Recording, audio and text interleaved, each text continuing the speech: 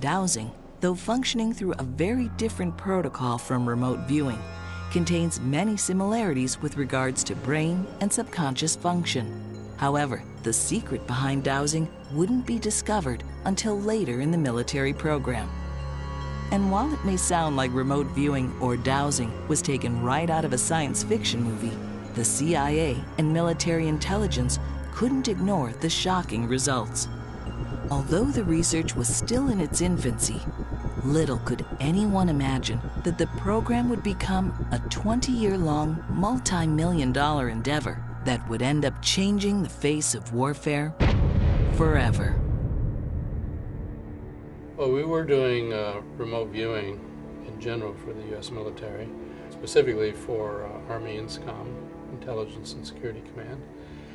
And then it turned out that rather than getting descriptions of particular sites, they had a lot of requirements, operational requirements for finding things. For example, a bug in a room, the location of a downed plane, location of an individual, an agent, say.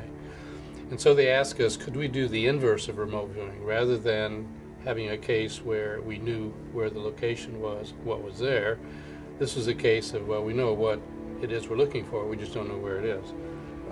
We were tasked many on various hostage situations in the Middle East. Where's Terry Waite? Where's Colonel Higgins? Where's a number of other hostages that were being held by Hezbollah and some other friends? And we could actually describe the setting that these people were in, but when it came to actually putting our finger on a map and saying they're here, we were not able to do that. And so we started looking into ways of doing this, and one of those things we hit on was dowsing.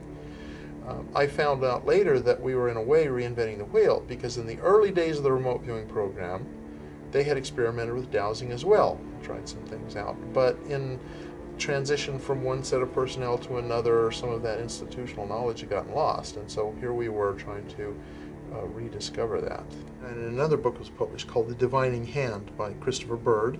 It's become kind of the handbook of dowsing, and it's very well written, but it had some startling revelations in it. It noted that a certain dowser named Louis Metacia had actually taught the U.S. military how to dowse during Vietnam, searching for hidden tunnels, searching for landmines, booby traps, and things like that.